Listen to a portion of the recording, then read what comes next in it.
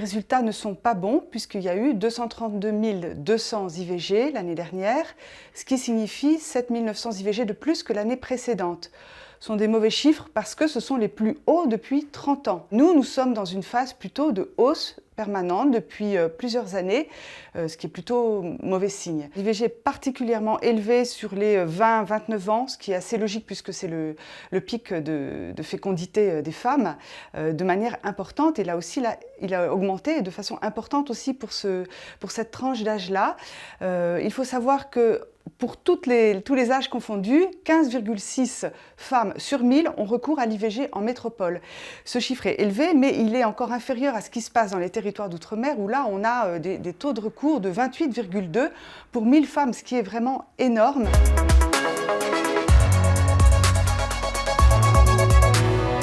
Alors, il y a un certain nombre de pays qui ont plutôt des chiffres qui diminuent et pas des moindres. Je pense à l'Espagne, au Portugal, à l'Allemagne, aux États-Unis, qui ont à la fois, si on regarde dans le détail ce qui s'y passe, il y a soit des conditions plus encadrées, je pense en termes de délai. Les États-Unis, un certain nombre d'États ont réduit les délais pour avorter, ou des mesures en termes de politique familiale, donc pour favoriser les naissances.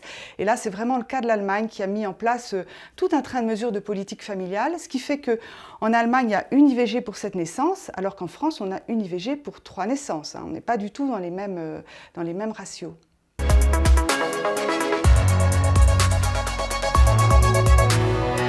Le dernier quinquennat a mis en place tout un train de mesures qui ont visé à faciliter et banaliser à la fois l'IVG.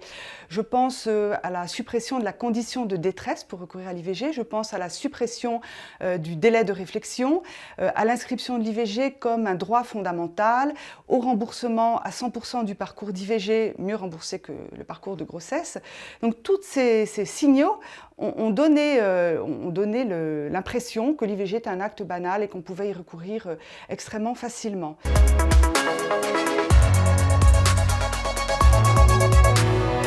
Au Parlement, actuellement, il y a deux textes qui sont sur ce sujet-là. D'abord, la loi de bioéthique, dans laquelle un amendement a été ajouté un petit peu à la dernière minute, le 1er août dernier, pour autoriser l'IMG pour détresse psychosociale. Il faut savoir que l'IMG, pour l'instant en France, elle est autorisée si l'enfant a une maladie particulièrement grave ou si la santé de la mère est en péril. Là, il n'y aurait pas de conditions de santé ni pour la mère ni pour l'enfant. Il y a une définition extrêmement floue, nébuleuse. La détresse psychosociale, personne ne sait ce que ça représente. Et l'IMG, ça peut se produire jusqu'au terme de la grossesse. Donc, il y aurait une confusion entre l'IVG et l'IMG pour arriver à finalement faire un avortement à n'importe quelle date pour peu que l'on se dise en état de détresse psychosociale. Et puis d'autre part, il y a une proposition de loi qui a été déposée par Alban Gaillot et tout un groupe de députés mi-juillet qui propose deux choses. D'abord d'allonger les délais, de passer de 12 à 14 semaines pour avorter et de supprimer la double clause de conscience des médecins. Le délai est passé de 10 à 12 semaines en 2001. Au motif que des femmes allaient à l'étranger pour avorter parce qu'elles étaient en délai dépassé. Là, il s'est passé 19 ans, nous sommes en 2020 et on nous redit la même chose. On nous redit il y a quelques milliers de femmes qui chaque année doivent aller à l'étranger parce qu'elles sont en délai dépassé. Moi, je crois que c'est une mauvaise réponse à une vraie question.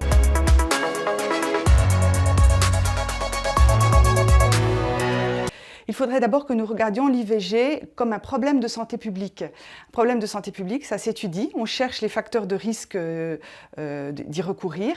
Donc on arriverait à repérer un certain nombre de facteurs de risque. Là, l'étude dont nous parlions tout à l'heure en a repéré puisque la précarité, les femmes pauvres, ont plus de risques de recourir à l'IVG.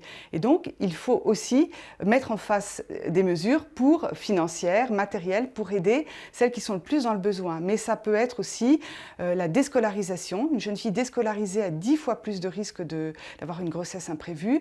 Ça peut être le recours déjà à des IVG antérieures qui augmentent le risque de refaire des IVG. Il y a tout un tas de mesures à mettre en place en fonction de ce que l'on peut observer.